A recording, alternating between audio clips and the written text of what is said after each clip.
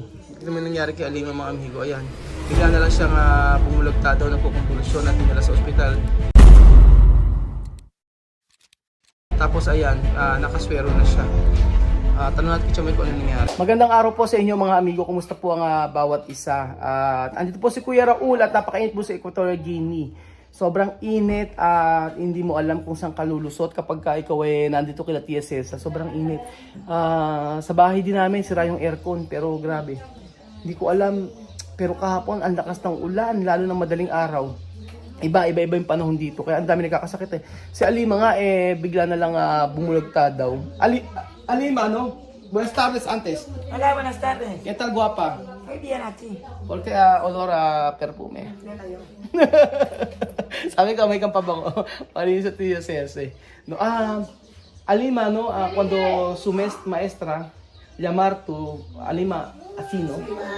O convulsion, nagko-convulsion daw si Alima kasi nga sobrang init dito tapos tinamaan agad ng malaria. Kaya kapag uwi ng Pilipinas talaga dapat magdala kami ng mga mga gamot. Chamame, no olvidar ha, medicina para niños.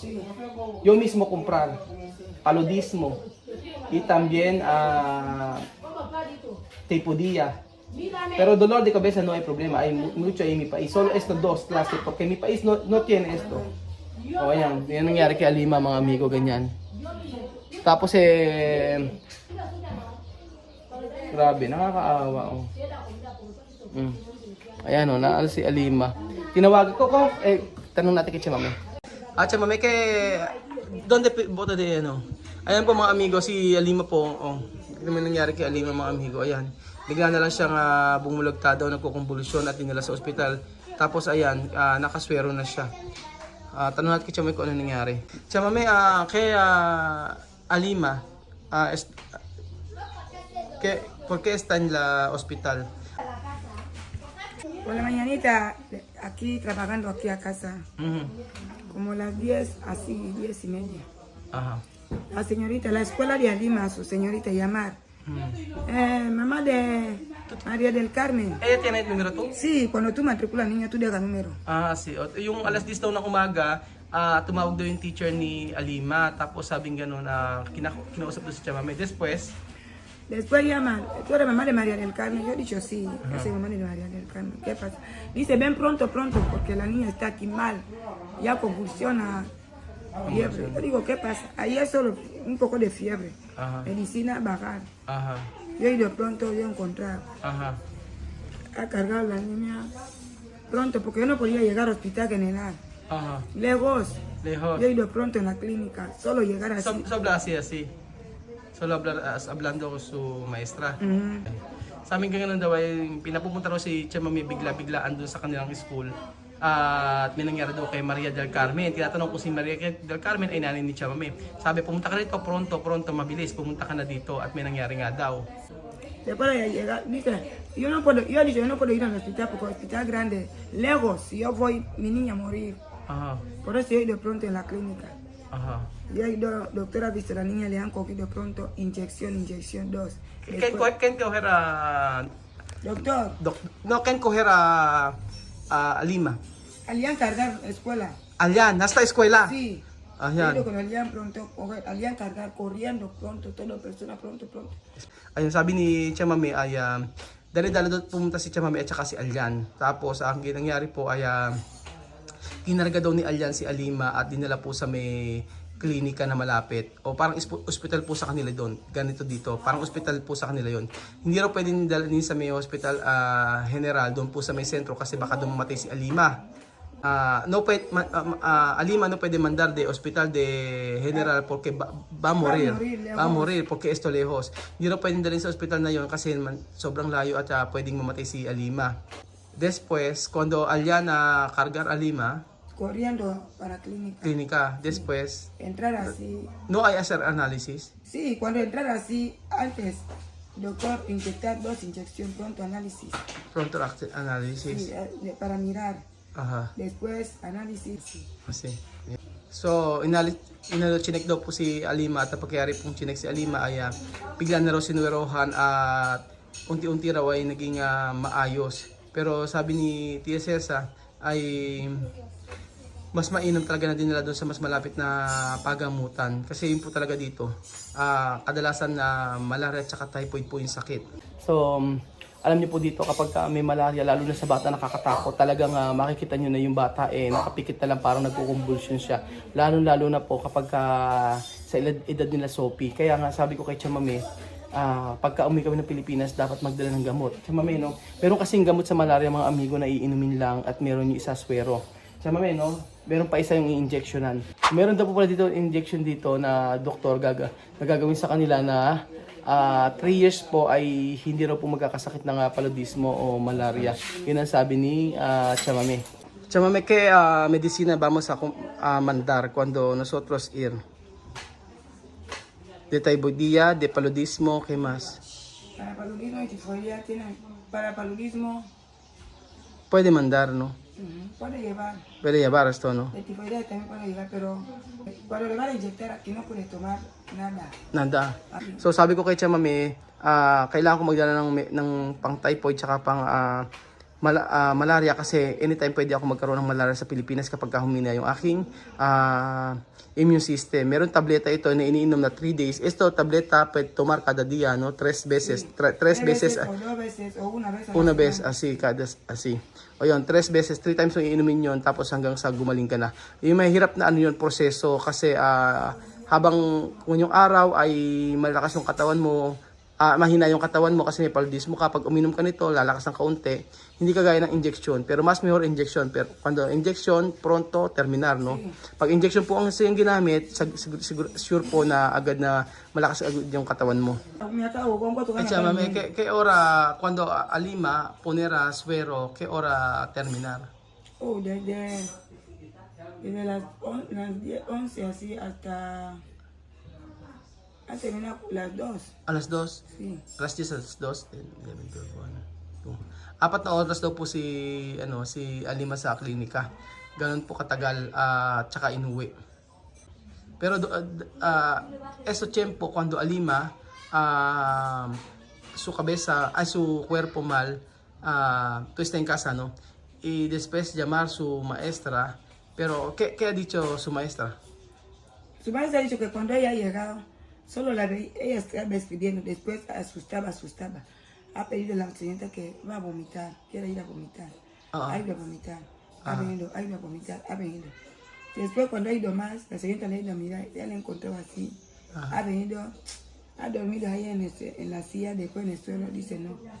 Cuando ha dormido un poco así, ya empezaba a hacer, por eso la señorita llamó pronto. Porque ella vomitaba mucho, hasta amarillo. Cuando vomita mucho, hasta amarillo, es tifoidea. Porque en el vientre te hace... ¿Tifoidea o paludismo? Tifoidea también lo hace. Porque ¿También? Sí, dentro del vientre suele doler así. So dos, paludismo y typhoidea. Sí. Typhoid pala at saka malaria po ang tumama kay Alima. So ang sabi ni Tia Celsa nung nandun daw po, sabi ng teacher ni Alima ay nagsusulat daw si Alima, tapos bigla na lang daw na hanggang sa nahihilo, tapos nagsuka si Alima daw. So nagpahinga daw saglit, pero nung dumating daw sila Chamame, nakita ni Chamame na nanginginig na si Alima. Tapos ang sabi ng doktor ay ng teacher ni Alima ay kailangan dalhin na sa ospital. Sí, maestra llorar, maestra, todo hasta clínica. Llorar? Maestra de Chamame? Maestra de Alima llorar? Sí, su maestra conmigo, hasta con 2 maestras, todo hasta la clínica. Asa ahí? Hasta cuando ha hecho suero, ha hecho análisis, maestra está ahí. Umiiyak daw yung teacher ni Alima. Ayun. Iyak daw na iyak yung dalawang teacher ni Alima. Pero Chamame, no, cuando Alima hacer mal, está en la escuela, ¿quién es el responsable? ¿Y tú o su maestra? Su maestra. Su maestra responsable. Ayun. Sabi ko, sino may responsibilidad doon kapag nasa school? Yung maestra daw. Pero cuando hacer mal con Alima, ejemplo, ¿esto responsable? Cuando mal en la escuela, maestra avisar. Por eso ayer reunión.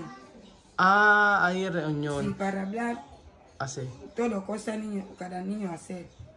Cuando un niño hace algo, apuntar.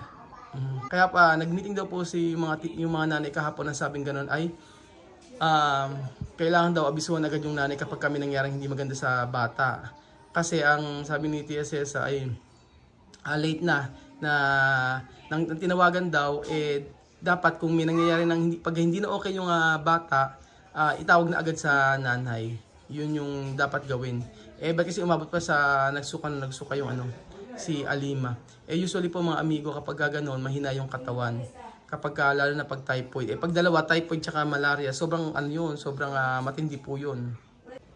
Sí, esto, cuando llamar yo llorar, yo correr pronto, porque hasta mi cabeza mal, pronto, porque primera vez mi niña así en la escuela. Todos mis niños, escuela, pero a Lima primera vez, mi niño, primera vez escuela ser así.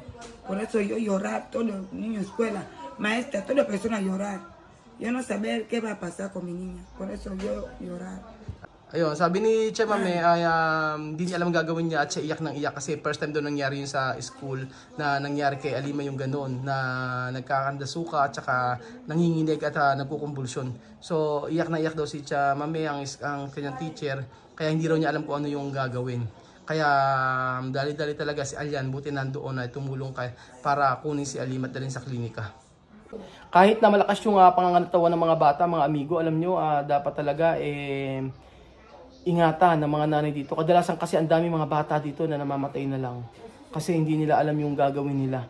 Kaya napakalaking bagay yung nagawa natin sa ilang taon dito na feeding program kasi nagtabaan yung mga bata, walang halos nagkakasakit.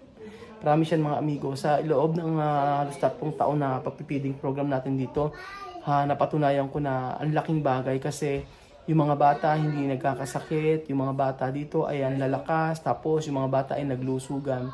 Kaya sabi ko kay Che Mame, yung about sa feeding program, kung i-stop na, sabi ko, Che Mame, hanggang may batang pupunta, kahit dito na sa loob ng bahay nyo, okay lang sa akin, sabi ko sa kanya. So, concerned pa din ako kasi dito naman nakilala yung channel natin mga amigo, yung sa feeding program.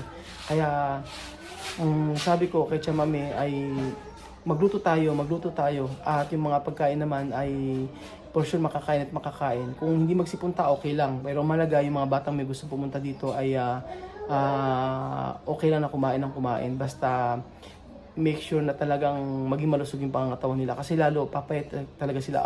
Hindi ko responsibilidad, hindi responsibilidad siya Mame. Pero hanggang andito ako, syempre, dapat yun ang gawin ko. Kasi masaya naman ako sa ganun. Yun nga lang, nagkaka-issue dahil sa mga magulang. Pero hindi na mahalaga yun. Ang mahalaga po ay kung sino pupunta dito, lalo na sa bahay ni Celsa, i-accept namin. Lalo na kung pagkain ang kailangan. Mabait to. Yan, pati gamot, ibinibigay niya.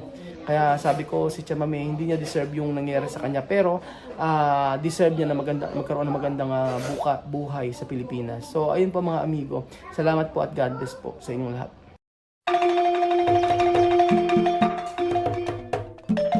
Na-appreciate ko yung paano sila nagdadasal.